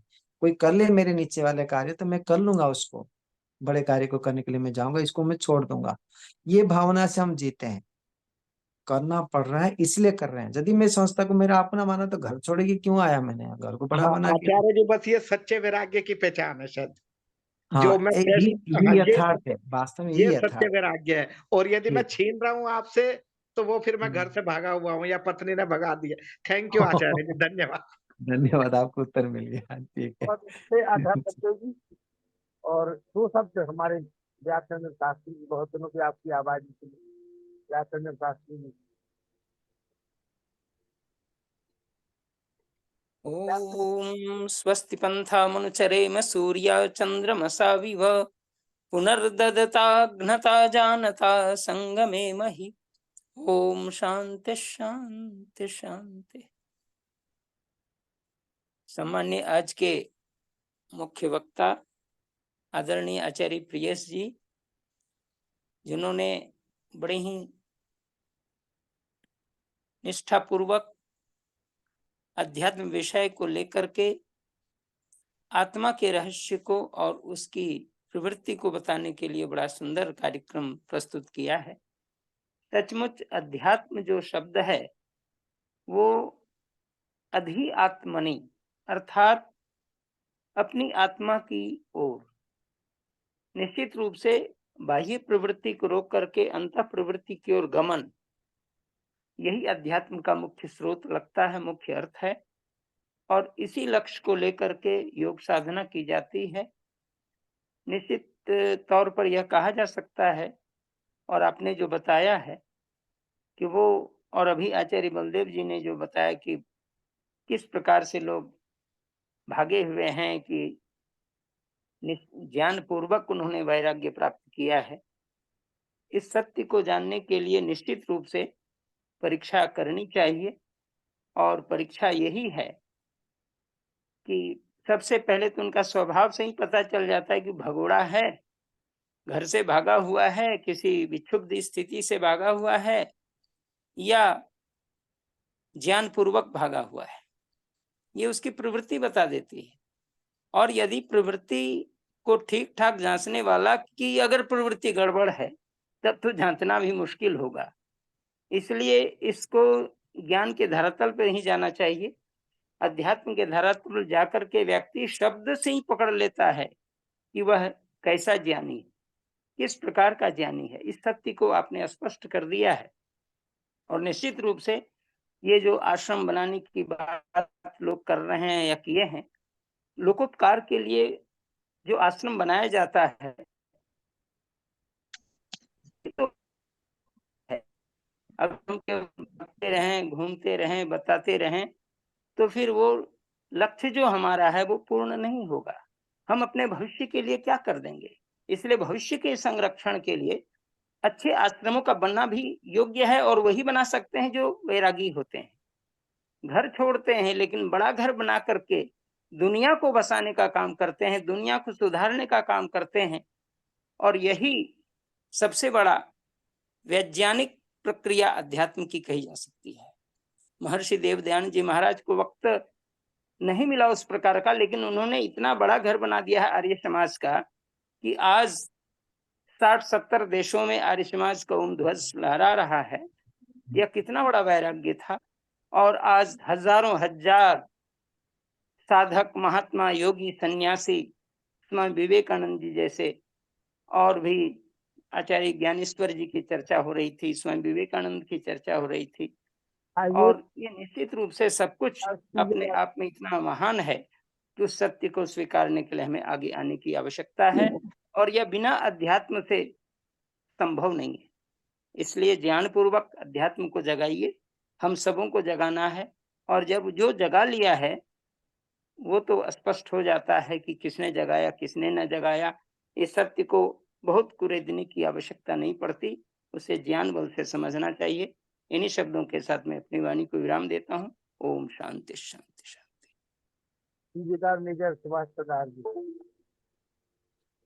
जी नमस्ते जी, आचार्य जी को सादर नमस्ते, जिन्होंने आध्यात्मिक जीवन को लेकर के और आत्मा के बारे में बहुत ही विस्तार से बताया। काफी कुछ समझ में आज थोड़ा सुन पाया, कल काफी सुना था पूरा वो, आज थोड़ा कम सुन पाया। बाकी कल जो आचार्य जी विचार रखेंगे उनको समझ करके और उस जीवन पे चलने की कोशिश करेंगे। आचार्य जी बहुत बहुत धन्यवाद। लखनलाल जी, आर्य जी को नमस्ते, शास्त्री जी को नमस्ते। एक शब्द मुनि जी, एक शब्द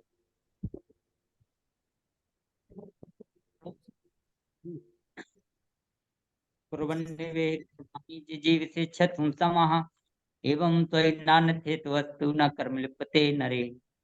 हमारे सम्मानीय आचार्य प्रिय जी ने वास्तव में आध्यात्मिक सुबीर जी कुछ हाथ उठा रहे हैं, कुछ पूछ रहे हैं शायद।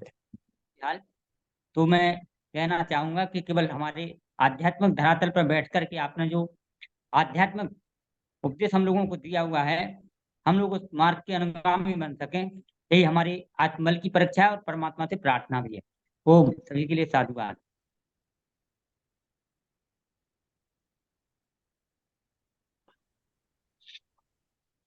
प्रियवर आदरणीय आचार्य प्रियेश जी, आपका बहुत बहुत शुभकामनाएं मेरी तरफ से। मैं यही कहूंगा कि आपका जो भी कल का और आज का जो भी प्रवचन रहा वो इतना सार्थक था कि उसमें कई तरह की घटनाओं का आपने और कथानकों का, दृष्टांतों का जो वर्णन किया और उदाहरण दिए, वो एक एक उदाहरण जो है उन पर मनन करने लायक है। तो एक ऋग्वेद का जो है वो मंत्र है, स्वस्ति वाचन का, सम्राजो ये सुवृधो यजमायुर परिवृता दधिरे दिविक्षयम ताम आविवास मनसा सुवृत्ति भिर्महो आदित्याम अदितिम स्वस्तये। कि जो शुभ गुणों के प्रकाशमान यशस्वी, दूसरों की उन्नति चाहने वाले, आपके प्रवचन में यही था कि दूसरों की उन्नति जरूरी है। आर्य समाज का वैसे भी नवा नियम यह है कि अपनी ही उन्नति से संतुष्ट ना रहे, दूसरों की उन्नति में ही सार्थकता है। तो वो यज्ञ में जो पधारे हुए हैं वो वीर गति प्राप्त कर चुके हैं। ऐसे जगत जननी के श्रेष्ठ पुत्रों को धरती माता का यश निरंतर बनाए रखने के लिए हमें नमस्कार करनी चाहिए, आह्लाद जो है वो होना चाहिए। और आपके इस सारे प्रवचन में मनुष्य ईश्वर की स्तुति और प्रार्थना, और जो उपासना नहीं करता वही कृतज्ञ है और वही महामूर्ख है।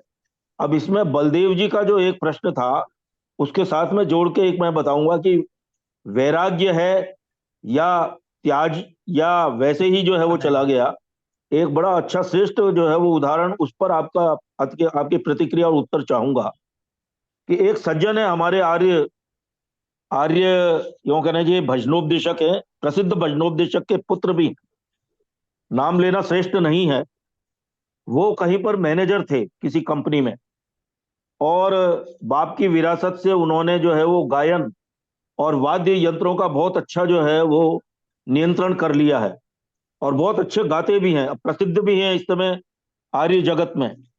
उनसे जब एक बार वार्तालाप हुई तो उन्होंने कहा कि देखो भाई, मेरे को तो 1 लाख रुपए की सैलरी मिलती थी, लेकिन वेद प्रचार के लिए और आर्य समाज के लिए मैंने उसको ठुकरा दिया है, और अब पूरे जो है वो दिल से मैं आर्य भजनोपदेशक जो है वो बन गया हूं। तो अब इसको आप क्या कहेंगे, वैराग्य कहेंगे या 1 लाख रुपए की सैलरी वाकई उन्होंने इसी कारण से ठुकराई कि आर्य जगत का काम करना है? आपकी टिप्पणी अपेक्षित है।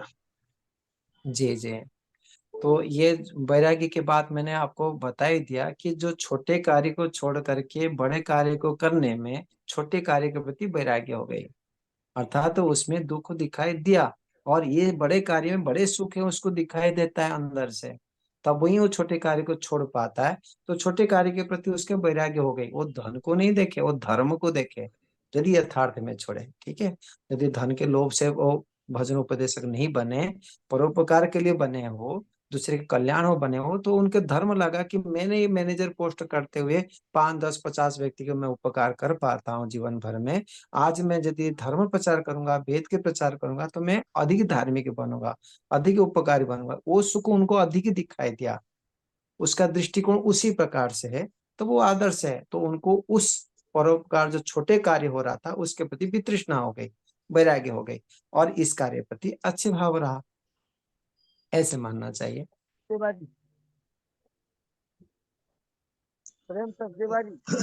ओम नमस्ते प्रिय लखनलाल जी और आचार्य जी, आपको सादर प्रणाम। मैं तो सिर्फ एक बात पूछना चाहता हूँ कि जब तक हमारा अंतःकरण है तो हमारे जो संस्कार हैं, कर्मों के छाप जो है वो चित्त पर ही पड़ती है, ये सच है जी। और जब अंतःकरण नहीं होता, वो दो ही अवस्था में नहीं होता, या तो प्रलय में या फिर मोक्ष में। ठीक। तो उस स्थिति में जो संस्कार हैं उनकी छाप आत्मा पे पड़ती है। नहीं, संस्कार बनती ही नहीं है, जो संस्कार बनती ही नहीं है। जब प्रलय में जो बाकी के हमारे कर्माशय रह जाता है, तो वो प्रलय अवस्था में अंतःकरण तो होता नहीं है ना। और ना ही मोक्ष में होता है। तो वो जो संस्कार रह जाते हैं, कर्माशय रह जाता है, तो वो कहाँ जाता है फिर? वो ईश्वर की व्यवस्था में रहता है या आत्मा की छाप में? दो चीजें हमने सुन रखी हैं, तो उनमें से क्या आप क्या समझते हैं? जब कर्म हम करते हैं, जो भी जानकारी हमको हो रही है, अभी अनुभूति हो रही है, वो अनुभूति के एक एक छाप 3 जगह में रहती है। जी। मन में तो रहती है, एक तो अब स्पष्ट है, आत्मा में रहती है और एक परमात्मा के पास रहती है। संस्कार 3 कॉपी बन जाता है। तो वर्तमान जब वो व्यवहार करते हैं, तब वो व्यवहार के समय में वो मन के संस्कार से व्यवहार करते हैं, हो गया।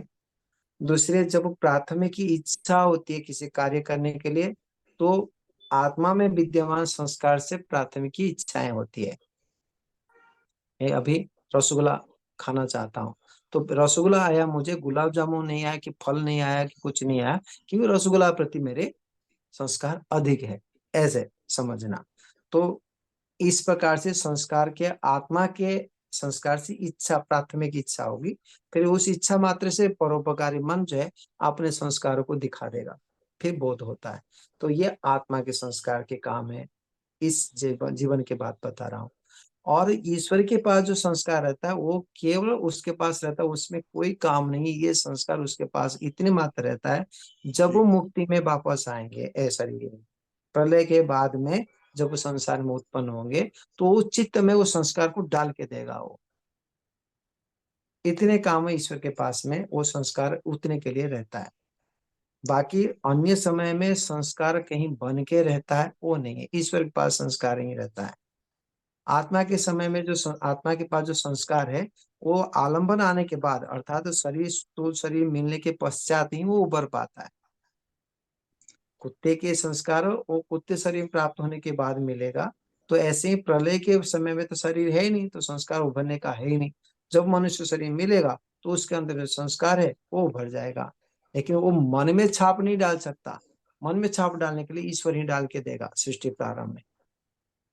बंधन आत्मा को ईश्वर ने मन में उसका संस्कार डाल के देगा, तब जाके वो आत्मा के संस्कार जो था पहले से, तो उससे इच्छा करेगा, तब जाके वो धारण कर पाएगा।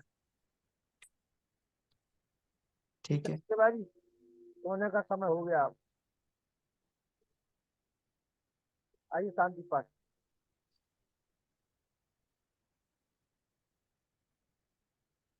ओम द्यौ शांति अंतरिक्षं शांति पृथ्वी शांतिरापः शांतिरौषधयः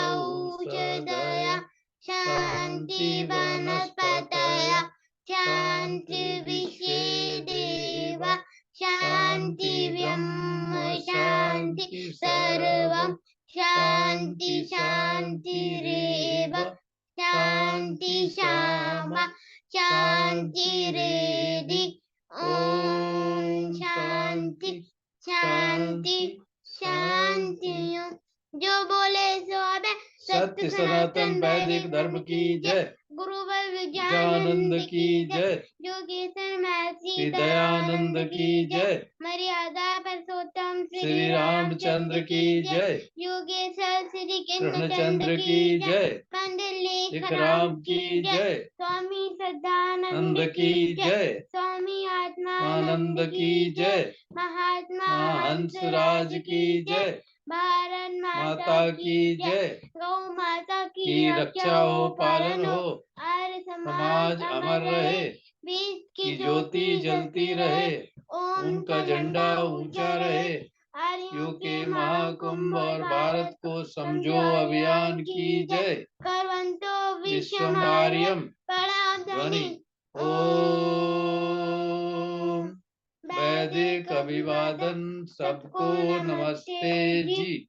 ओम सर्वेभ्यो नमः। तो ये दादा पोते दोनों मुनि जी ड्रेस पहने हुए हैं और ये संकेत दे रहे हैं कि जो घर से रिटायर्ड हुए हैं, सेवानिवृत्त हैं और स्वस्थ, चाहे वो प्रेम सचिवाजी हो, विद्वान भी है, हमारे श्री बंसल जी हैं और हमारे मेजर सूर्यदास जी, तीनों लोग हमें दिखाई दे रहे हैं वर्तमान में। तो वो ये कह रहे हैं कि भाई मुनि की दीक्षा नहीं दे रहा तो कम से कम दिन में 1-2 घंटे का समय जो है अन्य लोगों को, जो आर्य समाज की शिक्षाओं को नहीं जानते, आर्य समाज को नहीं जानते, वैश्वीकरण के सिद्धांतों को नहीं जानते, उनको जनाने का कार्य करें और उनको आर्य समाज से जोड़ने का कार्य करें। ये कर रहे होंगे आप लोग, मैं जानते हैं अच्छी तरह से। और जी जी हाँ, बिल्कुल बिल्कुल। ये दोनों लोग आज यही कपड़े पहन के संदेश दे रहे हैं कि हम सभी को 5 वर्ष का जीवन धारण करके और 1-2 घंटे बैठ के जाने के लिए देना होगा। आप अपने लिए तो दे ही रहे अपनी आत्मोन्नति के लिए, लेकिन हम लोगों को जोड़ने का प्रयास करें, नए परिवारों को जोड़ें, नए लोगों को जोड़ें, उनको देखें अपने आसपास में जो हो उनसे बैठ करके जरूर चर्चा करें। उनको आप अपनी प्रेरणा से, इतना अच्छा आप लोगों क्या ज्ञान है, हमारे प्रेम सूर्यदास साहब, सभी लोग सेवानिवृत्त भी है तो समय भी आप लोगों के पास काफी है। श्री जी तो बहुत विद्वान है हमारे, तो चाहते कि ये लोग जो है काफी कार्य करें। चलिए सभी को सादर नमस्ते। हम लोग बारीकियां इसलिए जानना चाहते हैं कि दूसरों से जब हम बात करते हैं तो इन बारीकियों को हमें पता होता है, तो हम उनको कन्विंस कर सकते हैं। बिल्कुल। अरे तो इसीलिए हम लोग दूसरों से मिलते हैं, इसलिए बारीकियां जानते हैं। बहुत बहुत धन्यवाद आपका समय देने के लिए। बिल्कुल। और आप लोग जो बारीकियों से चर्चा करते हो उसका लाभ दूसरे लोगों को मिल रहा है। आप लोग तो कर ही रहे हो, लेकिन दूसरे लोगों को उसका ज्ञानवर्धन होता है आपके पुस्तक से और नहीं सुनने को मिलती है। लखनलाल जी, इन विद्वानों के लेक्चर सुनने के बाद में, प्रवचन सुनने के बाद में हमारे पास जो सामग्री होती है तो जनता के बीच में हम कॉन्फिडेंस से जा पाते हैं। बिल्कुल।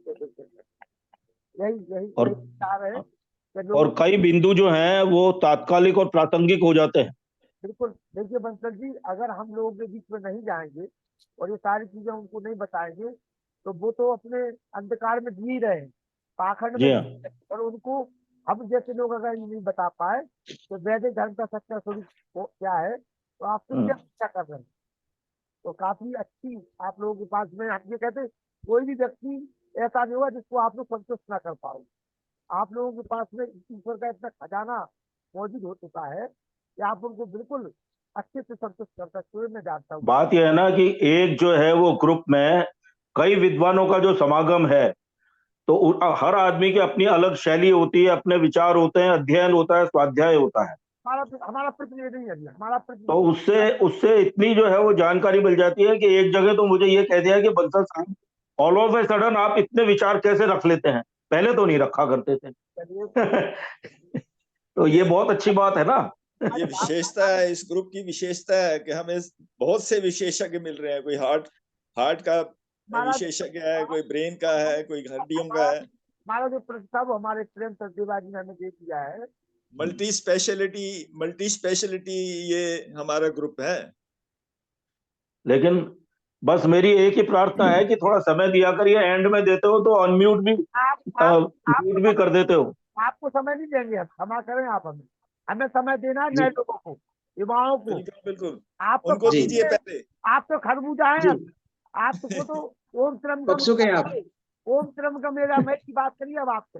लेकिन प्रैक्टिकली तो हम सारे जो है जो एज को प्राप्त है उन्हीं को ही तो आप दे रहे हैं समय। बिल्कुल बंसल साहब ओम त्र्यंबकम रटा करें। चलिए, ऐसा है जो संचालक महोदय की मर्जी भाई, उसके अनुसार ही चलना पड़ेगा। मेरा आशा ये है केवल कि आप लोग तो पके पकाए आम हो, है ना। हम जो चाहते जो कच्चे आम हो उनको आप पकाने का काम करें बस। सीखना हमारे जैसे तो नहीं है। बिल्कुल सत्य है। मेरी भावना सोचो, आप बुरा मत मानना। अगर हम लोग आपस में ही लगे रहेंगे तो हम तीसरे व्यक्ति को नहीं ला पाए, हमें लाना तीसरे व्यक्ति को। बिल्कुल तो पहले उनको जोड़िए जी, जो समय बाकी बचे उसमें हाँ, हमें जोड़िए। जब आप तो तब के लिए हैं जब जो है दूसरा व्यक्ति कहीं है नहीं किसी भी एंगल पे, तो उसके लिए आप खड़े हैं। आपका तो संरक्षण चाहिए हमें, जो है हमें तो नए लोग प्राथमिकता देनी है। आपने बिल्कुल चंद्रकांता बिल्कुल सुधीर बंसल जी, बिल्कुल जी, चंद्रकांता माता बिल्कुल जी की बात नहीं की आपने। चंद्रकांता माता जी ने पिछले लगभग 5-6 महीने हो चुके हैं, उन्होंने कहा कि लखन जी, हम आपसे ज्यादा समय उनको देते थे और सज्जबाजी को पता है, तो उन्होंने कहा कि लखन जी मुझे समय मत दीजिए, आप ग्रुप में जो नए मेंबर आते हैं उनको जोड़ने का प्रयास करिए, ताकि वो यहाँ आकर के जुड़े। तो जो नए लोग जुड़े रहते हैं उनकी अगर हम टिप्पणी सुनेंगे तो उनको ये लगेगा कि यार हमें सम्मान मिल रहा है, मुझे कुछ सीखने का मौका मिल रहा है, तो वो जुड़ेंगे ना। हमें लॉलीपॉप उन्हें खिलाना है। आपको क्या बिल्कुल लॉलीपॉप सही। खिलाएंगे? आप तो वैसे खा चुके हो। बहुत अच्छा, कल एक को जोड़ के लाऊंगा जी स्क्रीन पे मैं। अरे वाह वाह वाह वाह, बहुत बढ़िया, बहुत अरे बढ़िया। कल लाऊंगा जी। हमारी थोड़ी भावनाओं का सम्मान करो। लखनलाल जी, अच्छा ये लखनलाल जी, बताइए कि अब और वैदिक विद्वान दो तीन मेरे पास में हैं, ले उनको मैं लाने की कोशिश करूं या नहीं करूं? अरे ले आइए, आप सबको ले आइए, जितने आपके पास हो सब चलेंगे यहाँ पे। आप उन्हें ले अच्छा, आए, वीर मेरे लखनलाल जी उनको समय देंगे, आप ले तो आओ। आप लेके तो अच्छा, नहीं, मैं आचार्य जी का समय बढ़ा दो प्रियेश जी का। नरेंद्र अग्निहोत्री जी को मैं लाया हूं। अब एक उमेश कुलश्रेष्ठ जी है आगरा से, उनको कोशिश कर रहा हूं मैं। तो ऐसा है, आचार्य प्रिय जी का समय मत बढ़ाइए आप। आचार्य प्रिय जी तो जब हमारे ऊपर वो होता है ना आपातकालीन स्थिति, जी हमारे ऊपर आपातकालीन स्थिति हो जाती है, तो फिर मैं देखता हूँ कि कहाँ जाना है मुझे, तो मैं तुरंत रिंग करता हूँ, वो प्रेजेंट रहते हैं। हम इनको इनका समय कभी नहीं बढ़ाते हैं। ये तो जब विषम चलो परिस्थिति, आचार्य जी को व्हाट्सएप पे लेकर के उनसे सुनेंगे फिर बात में। आचार्य प्रिय जी तो तब है हमारे लिए जब हमें जी कोई नजर आता है, तो हमें आचार्य प्रिय जी रहते हैं उपलब्ध 24 घंटे। आचार्य प्रेस जी, अब आप योग दर्शन का जो बाकी रहता है वो भी शुरू करिए ना। अभी तो एक पाद किया आपने। नहीं, योग दर्शन न्याय दर्शन किया ना। योग दर्शन तो मैंने पढ़ा था नहीं माता जी, पहले पढ़ाया था, फिर छोड़ दिया था। योग दर्शन आदि नहीं पढ़ा। अच्छा अच्छा, हमने यही सभा में जो शुरू किए थे। ठीक ठीक ठीक। यहाँ हाँ पर हाँ मैंने संदीप जी से थोड़ा सा पढ़ा था पहले, हाँ फिर हाँ आपसे पढ़ा, अब बाकी शेष रह गया, वो भी तो पढ़ना है। हाँ, कर सकते हैं यदि आपकी इच्छा है तो कर सकते हैं, वो तो अच्छा आज लगेगा। माता चंद्रकांता जी ने अपने बड़े बेटे को जोड़ा था, भाई साहब को बहुत बहुत आभार उनका। हम ये चाहते माता जी कि आप और पिताजी जोड़ रहे, अच्छी बात है, लेकिन बच्चों को आगे लाइए आप, थोड़ा सा उनको प्रेरणा दीजिए। अभी आप कहोगे कि नहीं उनकी उम्र नहीं है, हम रिटायर्ड हो गए इसलिए हमारी उम्र है। अरे उनकी उम्र अब है वास्तव में। अपने बच्चों को हाँ जोड़ने जी, का प्रयास करिए। आप अपने बड़े बेटे को आज आपने जोड़ा था ना। नहीं मेरे पति देव बैठे थे मेरे साथ।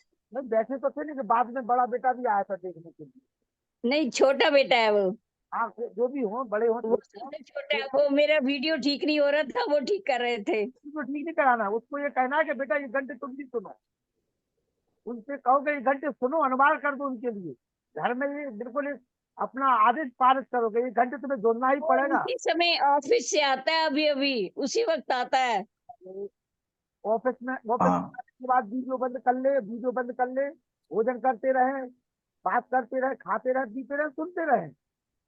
नहीं नहीं, वो सुनते रहते हैं, ऐसी बात नहीं है, उनको इंटरेस्ट है।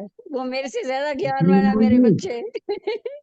मुझे ही लखनलाल शिक्षा जी, देते हैं वो मुझे ही पथ प्रदर्शन करते हैं मेरा जो हम ये ही। कह रहे हैं ना, सुनिए, हम ये कह रहे हैं कि इन लोगों को दरकिनार नहीं कर देना। आप सुधीर जी हैं, प्रेम सचदेवा जी हैं, इनको आपने कह दिया पक्के आम हैं। पक्के आम एक दिन रुकते हैं, 2 दिन रुकते हैं, इसके बाद खत्म हो जाते हैं। नए को तो मिलता रहेगा। अरे विद्वानों पुरुषोत्तम जी, मुनि जी, बहुत बहुत धन्यवाद, आपने इतना फेवर किया, को यही बहुत है। विद्वानों को गिनती रखिए। और मेरी बहन अभी चंद्रकांता जी, आपको प्रणाम। अभी और खुशबू आनी बाकी है, इसलिए अभी पूरे पक्के नहीं है।